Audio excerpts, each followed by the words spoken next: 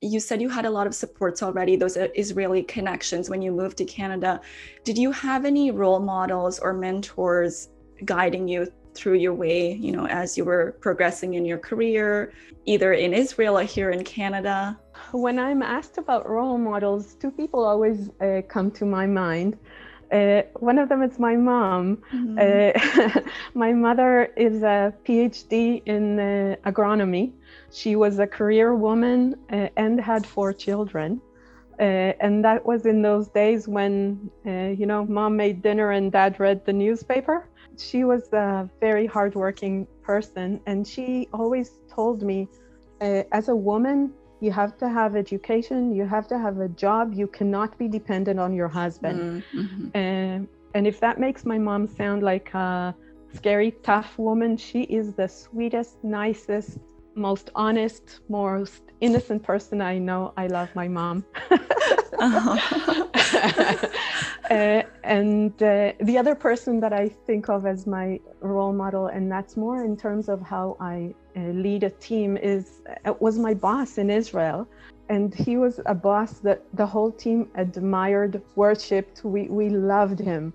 And the reason for that was that he gave us so much independence. He thought that we knew what we were doing. We were there for a reason. He did not need to manage us. He gave us our independence. He trusted us that we will get stuff done.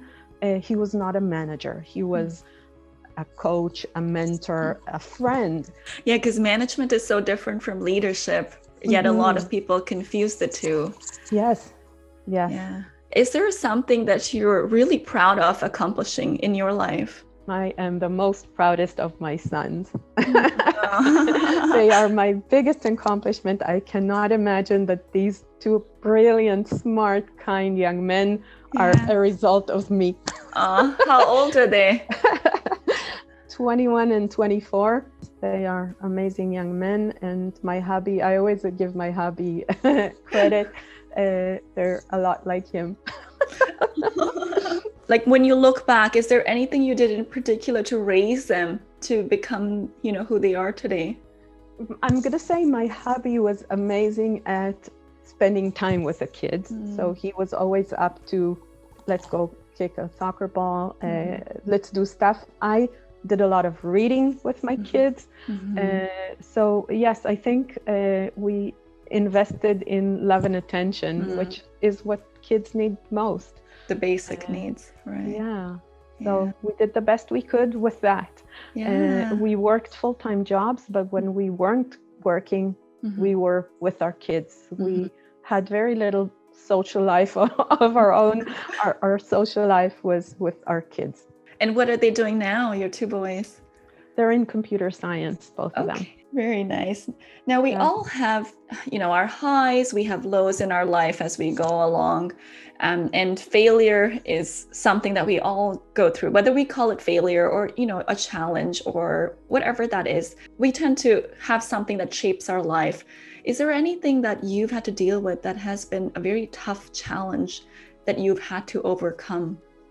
I have to say, again, I tend to have a very positive outlook on life. So there's nothing I can turn back to and say, this was a failure. This was something that was too difficult. Yeah, I'm wondering if this is my general disposition, or am I blind to my failures? I don't know. Really, the times where I had the most challenge is I tend to be a very people person. I give my heart. I make very strong personal connections with people. So every now and then people break my heart, people turn out not what I expected, or every now and then people break my trust, and that's usually the hardest for me. Yeah, it causes me to lose my superpower for a little while, and I have to rebuild. But yeah, I'm not one to dwell on mistakes, and I try to learn from them and move on. Being resilient, right? It speaks to the resiliency in you.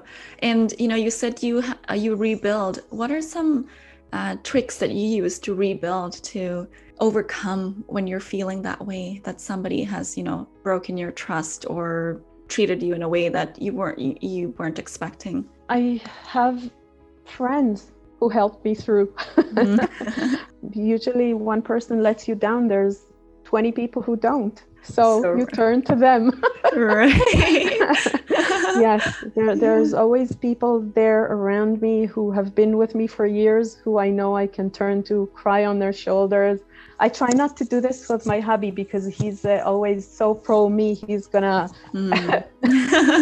So I need people who will give me a more objective outlook. And I have to say, there are a lot of amazing coaches out there. If you never tried it, I totally recommend. I have 2 friends who are coaches, and when you need somebody to help you think through stuff, a business coach is a great person for that. Yeah, just that thinking partner. That's so great, so true. Now, if you could redo life, Miri, is there anything you would change about your journey at all? So I'm pretty pleased with how my life turned out. That's a good thing to say. Yeah, I'm a positive person. I'm an optimist. I can't say there's anything I look back and say I'd do this differently. We all have our little, as working moms, you always think, oh, could I have been a better mom to my kids? There are those things, but oh, I think I did okay.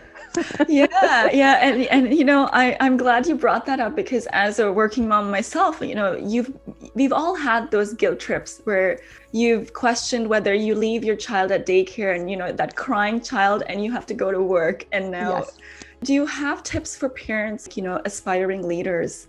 It's hard, and it's easier when you have a partner that shares the burden. And definitely my husband was that kind of a spouse. We were both devoted to our careers, and our kids turned out okay.